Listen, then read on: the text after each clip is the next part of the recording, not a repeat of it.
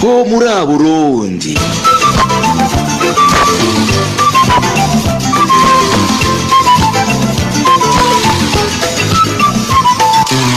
Ho muri Burundi.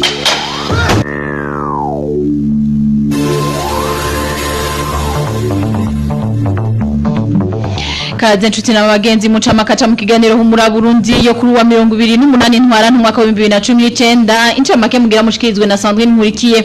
Dore kubijanye n'umutekano hari umuryango wo ku mutumba Nete muri zone Gasura muri commune Mbuye n'intara ya Muramvya wagiriza imbonera kure zo kuri uwo mutumba ko ziriko ziwutera ubwoba. Umuryango ukaba wo buri kuhogwa ivyiyumviro vya politike mwijanye n'agateka kazi na muntu abanyagihugu wo ku mutumba Mutara muri zone Maramvya muri commune Mutimbuzi bosabwa kwerekana inkoho zibiri zibwa abapolisi babiri biciwe kuri uwo mutumba hari mu bucagucagu bwo kwigenekerezo rya 19 ntwara ntuno mwaka. Ivyo bikaba vyavuzwe na Muramatari w'intara ya Bujumbura kuri wa kabiri mu nama yagiriye abanyagihugu n'abajejwe intwaro kuri uwo mutumba.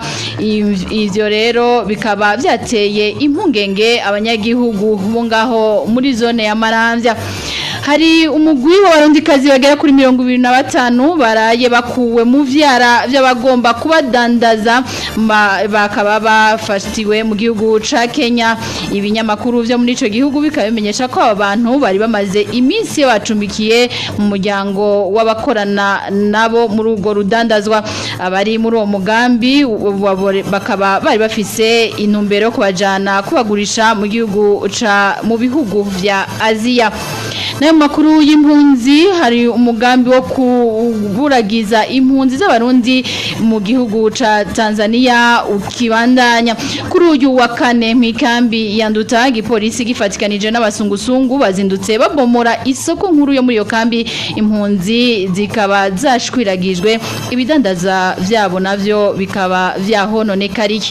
Incamake makuru twategure ningaha ikigarukira murakoze mwese mwaduteze yompi. Incamake makuru mu Gifaransa na Nadej Irakoze.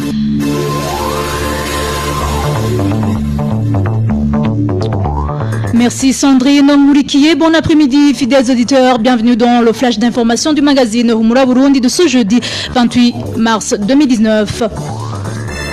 En parle sécurité, une famille de la colline Nete, zone Gasura, en commune Mbuye de la province Muramvya, accuse certains Imbonerakure de la menacer. Cette famille serait victime de ses convictions politiques.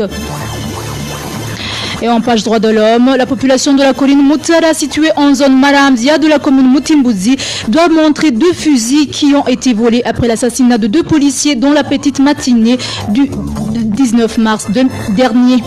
C'est le gouverneur de la province Bujumbura qui l'a déclaré lors d'une réunion qu'il a tenue ce mardi. La population de la localité plutôt juge un tel langage menaçant.